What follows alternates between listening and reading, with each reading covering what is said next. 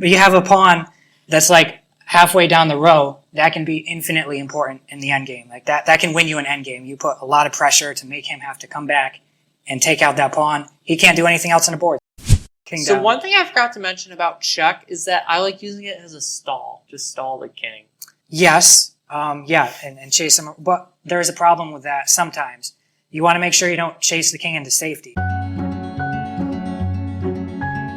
Do you know what's stopping you from doing that one thing you've always wanted to do?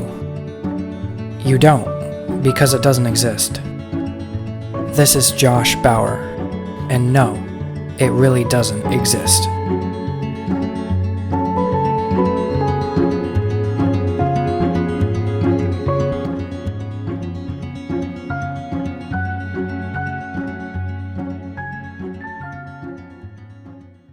Chess is one of my favorite hobbies, and honestly, it's one of the only things that I can do for multiple consecutive hours without really needing a break. And it's something that I've really come to enjoy, and not even just playing the game itself. Like, I can play the game online, whether it be against a robot or against somebody I've never met.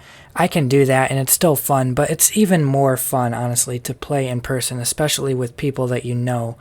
It makes it even better when it's actual friends. And this episode is going to be a little bit different. So instead of me just recording a whole solo monologue or maybe having a guest on my podcast, I am actually going to be a guest on my friend Brent's podcast. And this took place over in Rochester, and he was so kind as to invite me over about a month ago, I'd say, is when we recorded this, and we did it in person. It was also recorded on video, so this is going to be on YouTube as well. I don't know if it's going to be on my YouTube channel because I haven't really posted any videos at all on my YouTube channel. It's kind of not really being used, but it's definitely going to be on Brent's YouTube. So we're going to be talking about a couple things such as the basic rules of chess, some rules of chess, and more specifically like the less commonly known, or if you're just getting started in chess, maybe you learn the beginner moves, but you might not know really castling or en passant or pawn promotions, those sort of things that most people that are pretty good at chess, they know them. But if you're just getting started, this might be interesting for you to listen to. And aside from rules, obviously we cover more than just the basic rules. We cover some strategies and really even just some personal stuff about our time in college together, where we met, and our experiences playing chess in the past, and a couple other things like how chess can be extrapolated to be applied to business or life more broadly, and a couple of things like that. So I found this very fun to participate in, and I think it'll be interesting to listen to. I've actually listened back on it myself and have found it entertaining myself just as a viewer. Now, I am just going to say that I think this is much better if you actually watch it on video. So that's what I would recommend, and I am going to leave a link to the YouTube video in the show notes of this podcast episode. So if you're not driving and you would like to see the full experience, I would recommend just scrolling down to the podcast episode and clicking the link right now. Yep, before you even finish this, you can just stop this right now and click the YouTube link and watch this on YouTube. And if you are driving, or if you are doing something that is taking your attention away to where you cannot watch it, then you may continue listening to this episode with minimal judgment from me, although I will be judging you a little bit, but it's okay. Not everybody's perfect, right? Okay, so without further ado, I'm going to tune us into my podcast with Brent.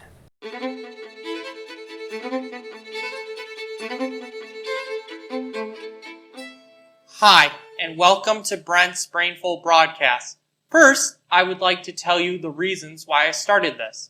My objective as a person living with autism is to share some of my passions and my challenges in hopes to inspire others to pursue their hobbies and dreams. Today, I'm going to talk about chess. And I have a special guest and friend who is the former president of the FLCC Chess Club, Josh Bauer. Thank you for coming in, by the way. This has taken a long time to set up. Yeah, I'm happy to be here, Brent. I'm glad we got to this. I know. You had the motorcycle accident? Or not the accident, but motorcycle crash? Yeah, well, let's see. I had a couple issues with my motorcycle, and then once I finally got a car, I had a couple issues with my car, so it took a while for me to get out here. But finally made it out, and I'm happy to be here. So why don't we start and talk about how we met? Yeah, well, let's see. If I remember correctly, the chess club was the first place we met, right? Yes. I think it was spring semester 2021. So I got to Finger Lakes Community College. At the time I got there was no chess club. That is true. I realized that myself. I was surprised for, it's a small college, but at the same time, there's a decent number of students. I was surprised there wasn't a chess club. And so I decided to revive one that was already there. And they brought it back, you mean? Yeah, I brought it back. I think it was, I forget the professor's name, but he was a math. Yes, that's who it was. He was my calc professor, by the way. Oh, really? Yep. Yeah, I never had him for a class, but he's funny. He's better than Tim Beeler. He was a good club advisor, and I'm glad we got it working. Yeah, I know. We had a decent amount of participation, and I believe that's where I met you. Yeah, and we did one or two tournaments too, I believe. Yep, we did a couple tournaments. It's definitely fun. Yep. Now let's talk about how each of us discovered chess and how it appealed to us. Do you want to go first? Sure. Okay, so I remember that my mom originally taught me chess. I would have been like 8 or 9 probably when she taught me how to play, and she stopped playing with me when I started getting good enough to beat her, I suppose. So you're a prodigy. Yeah. Prodigy. At the same time, high school is really when I started picking up and playing it pretty well. Yeah, that's around the time I started playing too. I followed my brother. He was actually the one who started before me, and he's younger than me. I went to the library with him once because that's where he was playing, and then I learned how to play there. And then I played some games with my dad. Then I remember in high school I went back to the library, the same place, to get more lessons. And then the rest is history, I guess. I picked it up more towards the COVID. So how long have you been playing before you got to FLCC?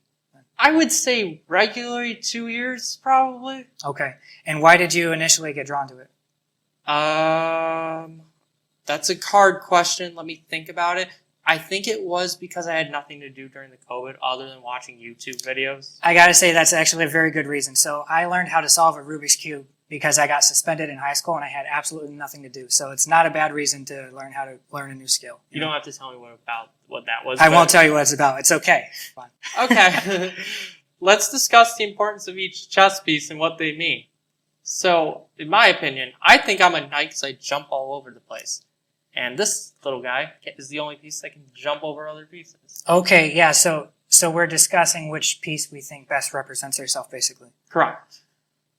I would have to say probably a rook, and I can't really articulate all the reasons why that is, but the rook is definitely my favorite piece. I think the queen is just a little bit too much power, and I think sometimes it's more than you need, and sometimes it becomes a liability. And also it's hard to know what to do with the queen because it has a lot of movement opportunities. Yeah, and it's more of a target. So, you get your queen out there too soon, and it just gets chased around the board, and now you can't do anything else. So it's not a good, it's a good piece, but it's not always the one that you want to go right out of the gate using. I was going to save this for later, but since we're on the topic of the queen, remember how you pinned my queen and I thought it was the rook that was in trouble because the rooks are stuck in the corner with the knight and the bishop? I think I do, and yeah, that probably ended up with one of your pieces not faring so well, right? Correct. Yeah. That was really frustrating for me. Okay. So, next question. How would we compare chess to a business hierarchy? Well, what do you think? I think it works like different levels. Like, there's more people down at the forefront, like the pawns. You have more pawns, and you have less king. You only have one king and queen, so the head managers are only like one on top of things, and the middle guys you have two. So, like inside of a company, like a company structure with hierarchy. Yeah. Is that basically what? Yeah, I would agree with that. I think that chess has a lot of relevance to business too. I think that if you don't know how to play chess, learning how to play chess would definitely give you. I don't want to oversell it, but it definitely gives you some critical thinking skills that are relevant to all sorts of business and just life in general. So, for example, foresight and thinking about what your next moves are going to be after you make a certain move instead of just thinking one move at a time. It kind of gets your brain thinking, what are the consequences of the actions that I make? And advantages too. Yeah, and what are the strategies that you can use to. So how is chess a metaphor for life? So what I think it is that it's kind of like telling us, like kind of building off what you said, it kind of prepares you to think more logically and outside the box. Like when I did a business marketing presentation, I thought about, we had to do a smart product. I'll just keep this brief. And we did a doggy door, but then I realized, what happens if two dogs try to go into the door simultaneously from different ends? Yeah, no, chess can have, definitely thinking outside of the box is an important part of it. At the same time, there are defined rules, which is also helpful. So it teaches you a lesson in how to stay within the rules, but still be as creative as you can within the rules, which is also important. Speaking of rules, we're going to talk about some of the history of it right now and Okay. how it evolved. So I do apologize in advance if I mispronounce anything or don't say it right. So, some precursors to chess, it originated in India. You probably knew that, right? Yep. The earliest form of chess was in the 7th century, and it was known as Sanskrit, which it translates to the 4 divisions of the military: infantry, cavalry, infantry, and the chariotry. And these forms of chess are actually some of the pieces which would evolve into modern chess. Infantry, the pawn. Cavalry, I would assume, would be the knight. Elephantry, the bishop. And the chariotry is the rook. Now, this is something that I've heard. I don't know if you've heard this too, and I don't even know if it's true, but I heard that chess was originally invented as a way to prevent different armies from having to go to war with each other, and that basically the kings would just sit down and play a game of chess, and that would decide the outcome of the war. Have you heard anything like that? I think I actually did in history. That was how they resolved an argument, or just how they would decide, or sometimes if it negotiate with them, how they would. Yeah, that's pretty interesting that that's how it was invented. Yeah. And I have definitely made bets over a game of chess, so I would say it actually works. What if it's a stalemate? You got to decide beforehand. Maybe, probably a redo. Oh, yeah. So, chess spread directly from the Middle East to Russia by the year 1000, and it spread all throughout of Europe, the whole entire continent. Maybe not the whole continent, but most of it. Most of it. Maybe not Ireland or Iceland. Well, sorry, I shouldn't say Ireland. Ireland's probably fine, but Iceland's pretty far out there. It is. So afterwards, it spread throughout the world, and many variants of the game soon began taking shape.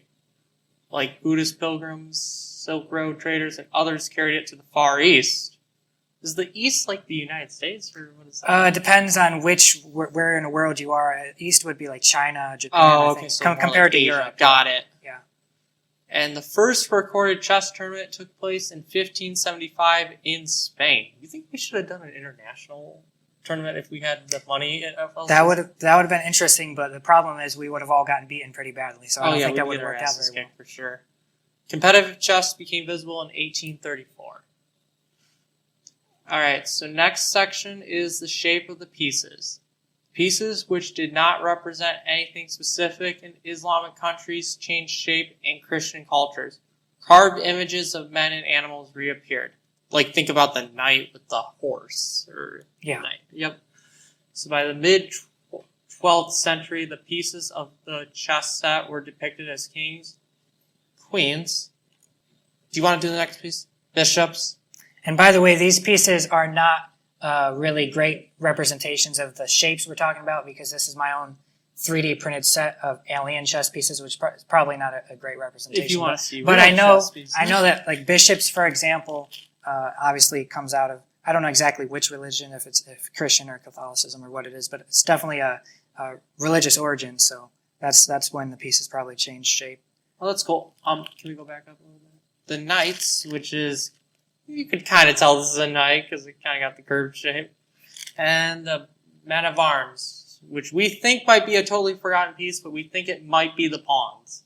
Interesting. So you think there might have been a piece other than what chess has today that was never included? Yes, that's what I looked up online, but we couldn't figure out what it was when Jim and I did it. Interesting. Mm-hmm. I didn't know that. All right. I'll send you details later. All right. Famous now we're going to talk about some famous chess players.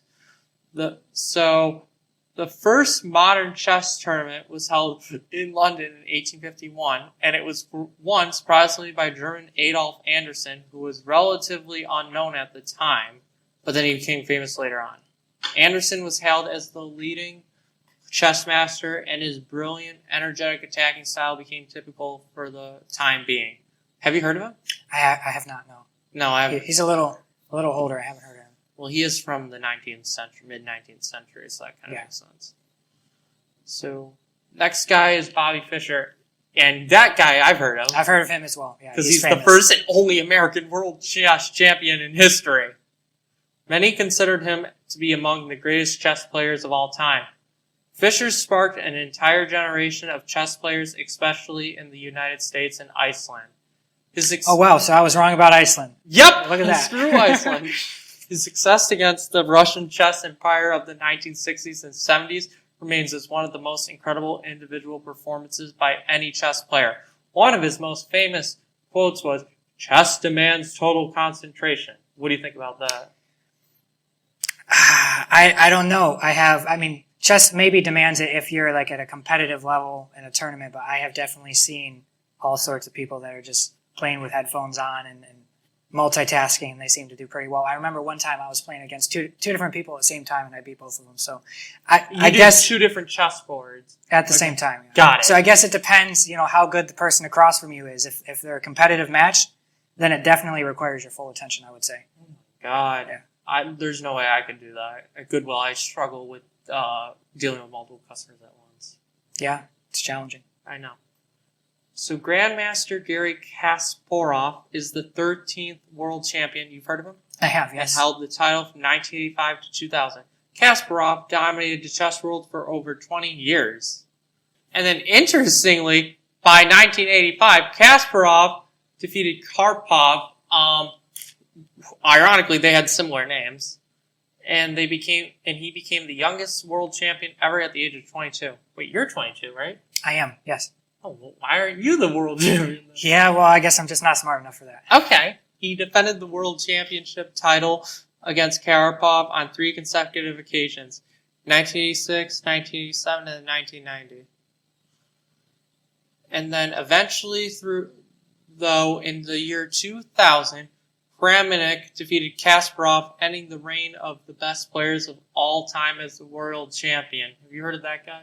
I haven't. He must not have been in the game very long. I think he was really vague as what I looked up during my research. Okay. And then finally, this guy's probably my favorite one because Grandmaster Magnus Carlsen, he was ranked the number 1 ranked player since 2011, so he's more recent. I wonder how old he was. I'm not actually sure, but I think he was pretty young. Do you know, Brent? No, I didn't get into my research. I'm assuming probably around our age, though. I'm 25 and you're 22. Yeah, well, I think he was even younger. I could be mistaken. It might be someone else, but I know I've seen a lot of videos, and they're all over the internet, of this famous player, and it had to be, I'm pretty sure it was him, and he was playing another player who's much, much, much older, and this little kid would, get up, and because he was bored of the game and the other guy was taking too long, he would, get up and take a lap around the room and come back. And you think you're talking about the same guy? I believe it's Magnus Carlsen, yeah. Okay, so I will add this into the description if I find it later on in the podcast, how old he was and what is any other information I missed in the podcast. Yeah, I just think it was very interesting. I believe it was him, someone very young. That's always the thing that catches me on the internet is this kid who's very, very good. Prodigy, like we said earlier. He did not believe that he earned the number 1 spot on the list. And according to an interview in January of 2020, pre-COVID, he believed Kasparov, that other guy we'd mentioned, is the best player. Now, interestingly, he is the only player to hold the world championship in all time controls at the time. Standard, rapid, blitz, and then there's another one called bullet, but it may have not been that popular back then. He held all 3 simultaneously until 2019. Did you know that? Or I did not. No, I knew he won a lot of stuff, but I didn't know exactly what. Nope. Yeah. And we're going to be talking about chess times next.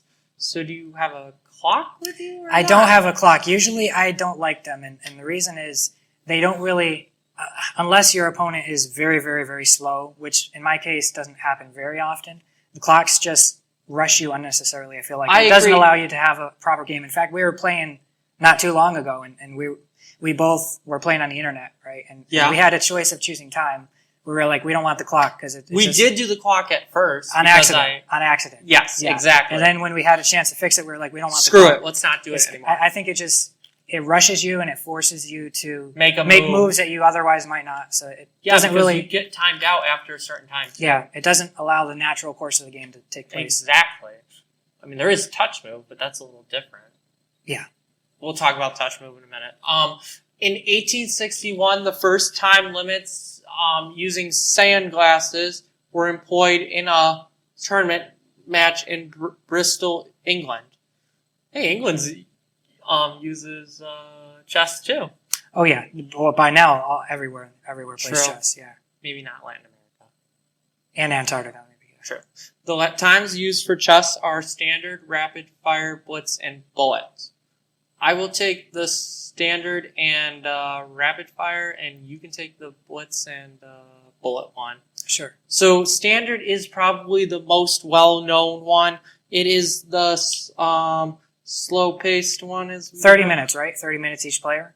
Well, what I looked up, it says at least 60 minutes, but maybe it could be 30 minutes. I don't know. Basically in this category, each player thinks at a time, or at least 60 minutes.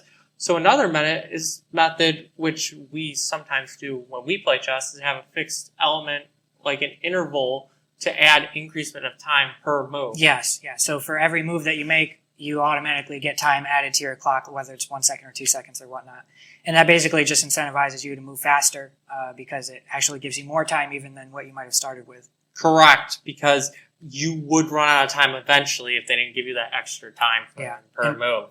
And in playing online, I have actually played against people that were so slow that by the time the game was over, they lost on time, and I had actually more time than I started with just because I moved a lot quicker. So, and actually, did you double your time?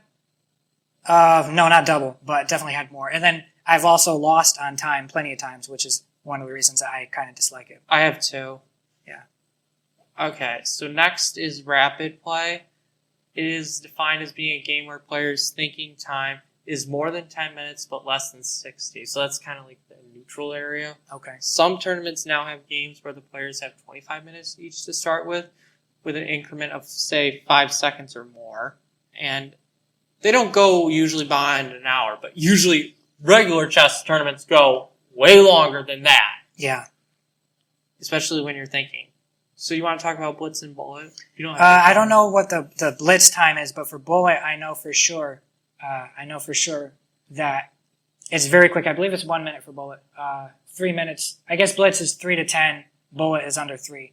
I have seen a lot of bullet games that are a minute, which is very, very quick. And it's basically just just a challenge to see who can make as many mistakes as possible. Because so by a minute, do you mean a minute per both sides or a minute for each side? Yeah, so okay. 2 minutes total. Yeah, got it. Maybe there are bullet games that are a little bit longer than that, but those are the most popular ones that I have seen. Yeah, those are like go after yourself. And they're just they're crazy. Like none of the moves make sense. You're just moving. The only thing you care about is whether or not your move is legal because you don't want to run out of time. So correct. For people that are very, very smart, it might make sense but for an average person, it's just, can you make a legal move that doesn't put your king in check? That's really the only thing you even have time to think about. Then the smarter people are going to accidentally touch the wrong piece or something. Yeah, if it's a touch, you have to move it type thing. Correct. Yep. All right, so now we're going to talk about some chess strategies and talk about the basic rules of chess and how to set up the board. This is where we are going to show the chessboard. So the first piece is the pawn. The pawn is probably the weakest piece on the board. Do you have anything to add to that? The pawn, in some cases, can be very strong if you're in the end game. Also, as I said, these pieces might be a little hard to recognize, but this is a king over here, this is a king over here. And one thing that we should mention now is that the queen goes on its own color and that does matter because then it messes up castling. Yeah, that's an interesting point because I'm sure a lot of people watching this already know how to play chess. I would assume some people might not know, but they want to learn how to play. But for a lot of people that do know how to play chess even, I have seen with a lot of opponents that I face, there's a confusion as to where the king and queen go, and they don't remember. The easy way to remember is that the queen always goes on her color. So if you have a darker set, then your dark queen is going to go on the dark square. Wait, is this the dark piece? I think we might have swapped them. Yeah, we actually got it wrong. So we're going to swap them right Good now, point. actually. That's Yes, why I caught yep, it. Yep, and the kings should always be across from each other. That is correct. Yep. Same thing with the queen. So anyway, the pawn, we're going to show you how to move the pawn real quick. It is one of the more difficult pieces. The other piece we'll get to in a second. Sure. So the pawn piece goes either one forward on its first move, or you can pass up two for its first move only. Yep. After that, you have to keep going forward. But then you might realize something. Pawns can't capture, which we'll talk about in a second. Yeah, they forward. can't capture going straight. They have So to what capture happens diagonally. if this happens? Nothing. Well, if these are the only two pieces on a board, theoretically, obviously the kings are always going to be on the board. But unless the king can take out one of them, they're stuck there. They can't move. Exactly. So now we're going to talk about some opening moves. Now, originally I was going to do London's defense, but I don't remember how to do that, so we're just going to skip over that one, and I'm going to do the queen's gambit. So basically, you start with the queen's pawn, then this guy would also do the queen, and then you do the king, and then as far as I can remember, I think the guy on this end. I gotta interrupt you. I gotta say this would be a problem because if you just move that, I would take him out. Now, if you had done it instead with this one over here, he's guarded by the bishop. Or no, he's not guarded by the bishop. Which one would you do? I definitely know this move right here. He would be dead. So maybe I did it reverse. Have you actually seen the TV show The Queen's Gambit? Yes, I have. I have too. A couple years ago, it was very good. I watched the entire thing. I did too. And Yeah. she also did multiple. Took on multiple people at once at one. I think so. Yeah, a whole entire room of people. I think. Yep. Like 25 different people. I think they're all very good too. Yep. Yeah, and she beat every one if I remember right. Correct. Yeah, that was impressive. So now we're going to talk about capturing and point values. So capturing, how it works is you go up to someone. Like if we take this knight, for example, and then who do you want to use on your end? I will sacrifice a pawn, so I have minimal damages. Okay. Yeah. So basically, what you do is you jump over with this guy because he's the only one who can jump, and then take. Yeah, and this is a difference from checkers is you have to land on a square where the piece already was in order for you to take them. There's a slight exception for en passant, which we'll get. Yep, that's an exception. You're right. And basically, the point values: the pawns are worth 1 point. The knights and bishops are both tied for 3 points, so they can vary a little bit. Rooks are more major, worth 5. Queens are worth 9. And then kings are worth infinite. But we did have a discussion that said if the king actually did have point value, it would be 3 or 4 points. I forgot. Is that what we agreed on? I forgot what we agreed on. Was it 3 or 4? 4. 4. Yeah, it makes sense because it can move a total of, 8 squares. Yep. But it can only move one at a time. Correct. Yep. But if you think about a bishop, in a lot of cases, that can't even move much farther than Correct. 8 squares, especially if it's in a corner. So. Yep. Yeah. And then the pawns can only move forward until they get to the end. Yeah. Have you ever played 4-player chess? I did once. It was too complicated for me. Yeah, it's very fun. Extremely. I made a chessboard out of wood and cardboard and all that 4-player chessboard. It was really fun. Oh, you'll have to show me that sometime. We should play. Yeah, Yeah. good idea. And then we'll need 2 other Gotta players. find 2 other people. Or That's the challenge. CPUs. This is an invitation to anybody out there on the internet that wants to play 4-player chess with us. Yeah, just let us know in the comments. Okay, so now we're going to talk about how to win the game. So, chess is divided up into 3 phases. The opening, which we just talked about, the middle game, which is the hardest part, and then the end game where you capture Yeah, the king. the end game is very interesting, and it's actually where I like to play. I feel like it's where I actually do a little bit better because there's not as much to focus on. I struggle at the middle game. Me too. The middle game is definitely the most complicated. We're going to skip Yeah. talking about the middle game just because we would be here for hours. But we're going to talk about the end game idea. now. Good idea. So what we'll do first is we'll show what a check looks like. I'll do it with the rook because that is powerful enough.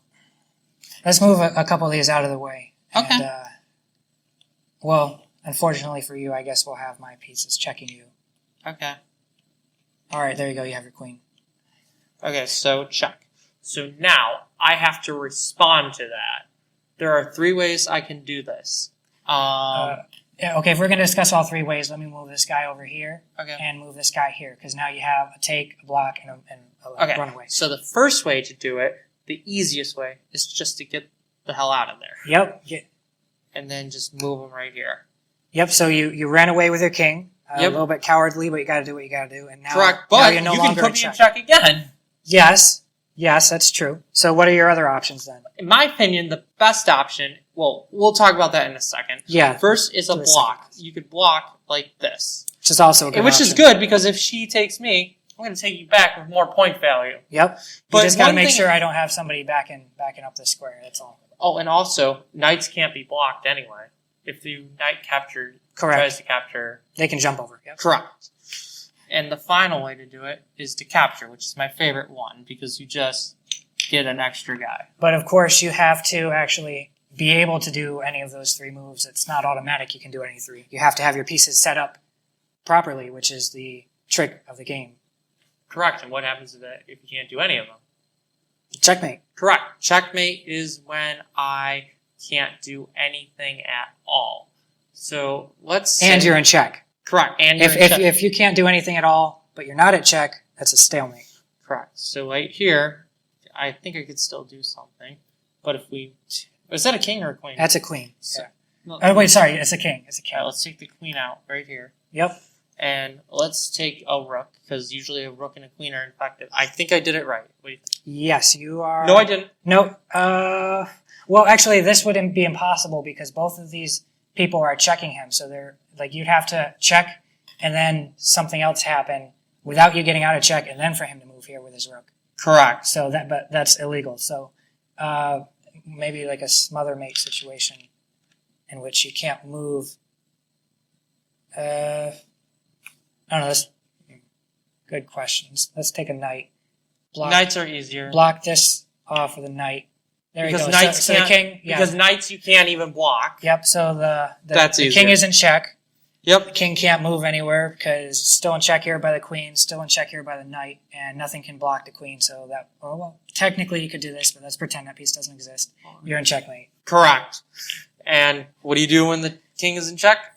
You knock him over. Unless it's glass on a glass board, please do not do that. Because Just I move have the plenty piece of off the chips- board. Just plenty move of the chips piece in my off the glass board. chessboard from people slamming the. Correct. King So down. one thing I forgot to mention about check is that I like using it as a stall.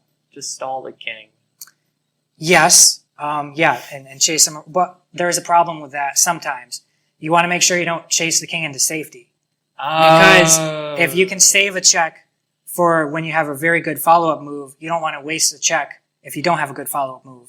Because you might just be chasing him back into his own little pocket of Good pieces. to And know, because sometimes I do the bishop check towards the early on in the game. They'll just move a pawn. Yep, And then- that's another example. There are some cases where you put them in check and they develop a piece in order to block the check, and now they have one more piece out in the middle of the board, Correct. which disadvantages you. So Correct. check is not always the best move.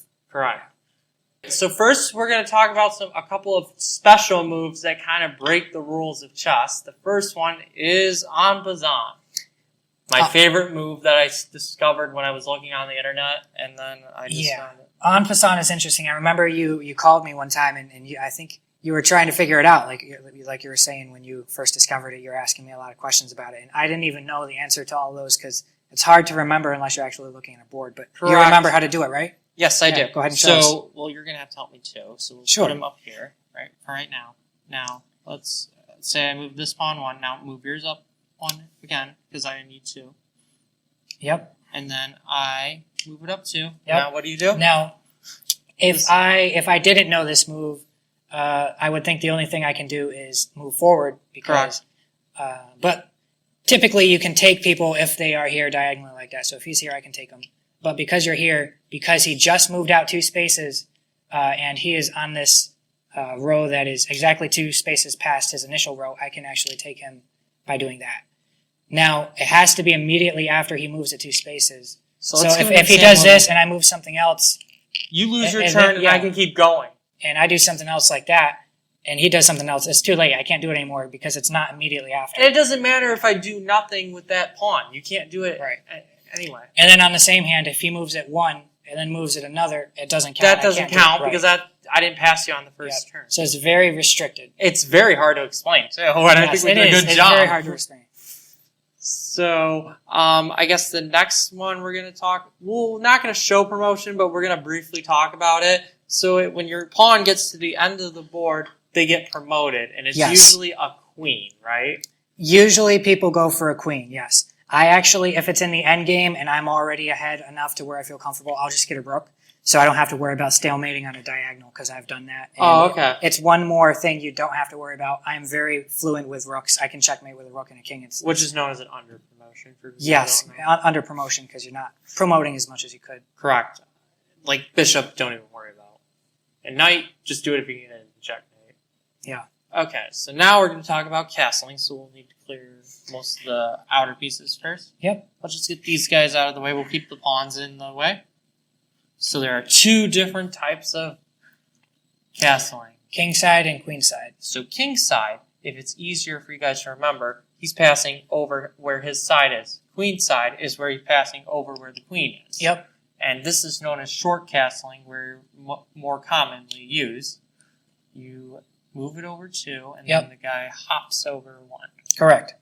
But for queen side, move it over 2, and the guy hops over 2, actually. Yeah, and this is another thing that some people don't remember frequently is how to castle, and it's easy to remember. The king just always moves 2 spaces over, whether it's left or right, and then the rook hops onto the other side of him on the adjacent square next to him. So that's how you remember how to castle. And one more thing is that you can't castle if it involves a check. Oh yeah, there's a lot of little nuances there. You can't castle if you've ever moved your king before in that game. You can't. Not only can you not castle if it puts you into check, but you cannot castle through check through a square that is targeted by an opponent piece. And obviously you can't castle if someone threatens you with a check. Yeah. Okay. Oh yeah, that's true. If somebody checks you, you cannot castle immediately after. Because then you're blocking and repositioning at the same time, so you're doing 2 moves in 1. Yeah, I don't know why it is, but it's kind of annoying too because a lot of times, my dad tried to do that once. I actually won. Yeah, people try to do what they can get away with.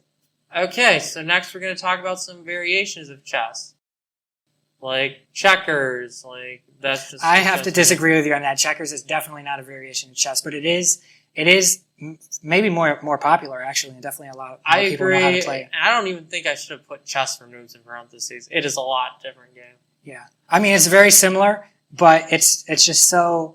I don't want to say anything bad about checkers, so I won't say anything else. We won't say anything else. Okay, so shogi is a game that I found through my Nintendo Switch called Nintendo Clubhouse 51 Classics.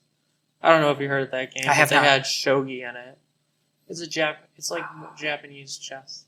Do you remember Nigel? Who? Okay, you don't. There's this guy in college. I actually kind of miss him. I doubt he'll be watching this, but his name was Nigel, and he showed me a video game that was very similar to chess.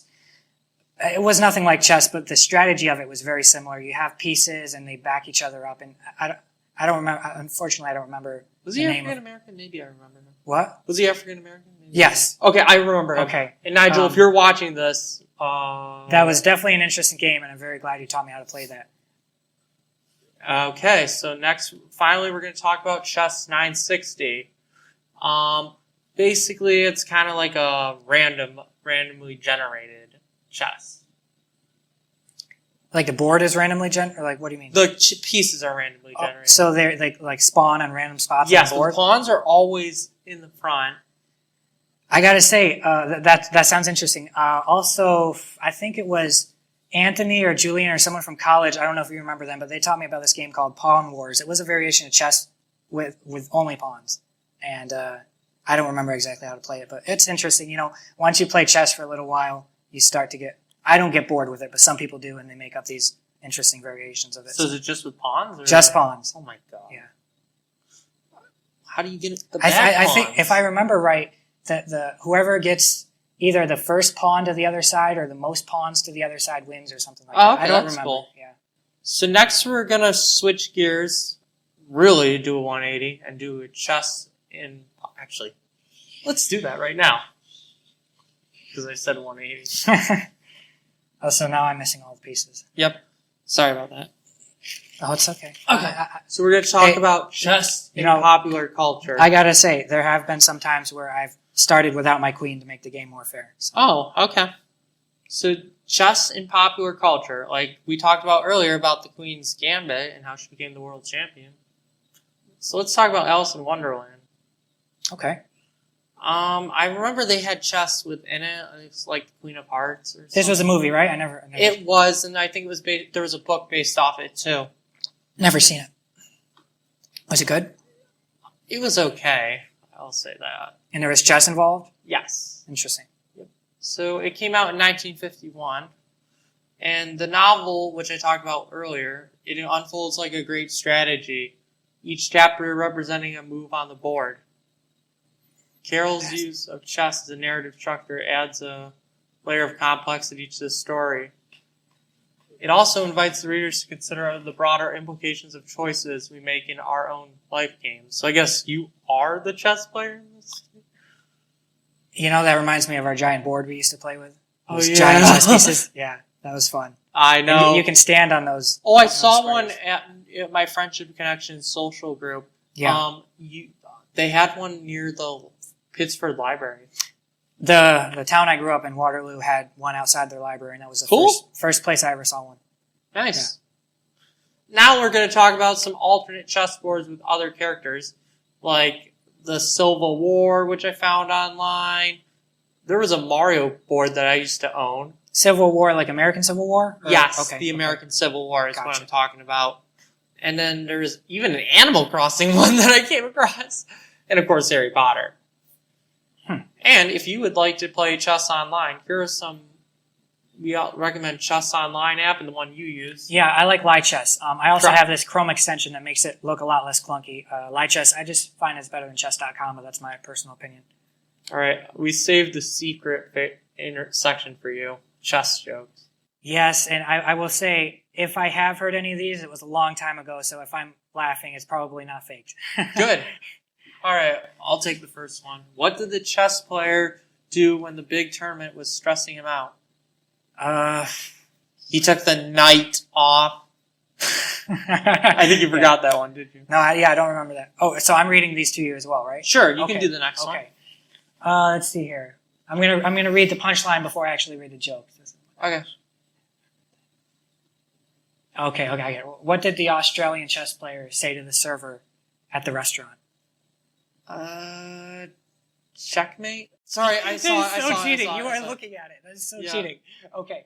Oh, we What- skipped one, or do you not want to do Okay, that to one? the producer, what you have to do is hide it. So, well, no, actually, no, you can't because then I can't see it. Yeah, We have no options here. Okay, why don't you just read them to me? Why didn't a chess player offer a draw? Because Because he wasn't a good artist. Okay, I get that. Why did the chess player bring pencils and a pad of paper to a tournament? If it were Jeffy, that'd be funny. I mean, I don't know the punchline. I would say to jot down the moves, but I don't In know. case there was a draw. Okay, kind of a duplicate from the last one, but that works. Okay, why wouldn't the cowboy play chess? I don't know. He was afraid he would lose his horse. Yeah, sometimes you gotta give up your knight. True. Yeah, I prefer to sacrifice the bishops where possible. Same. Yeah, Because they're better. Knights are better in the end game.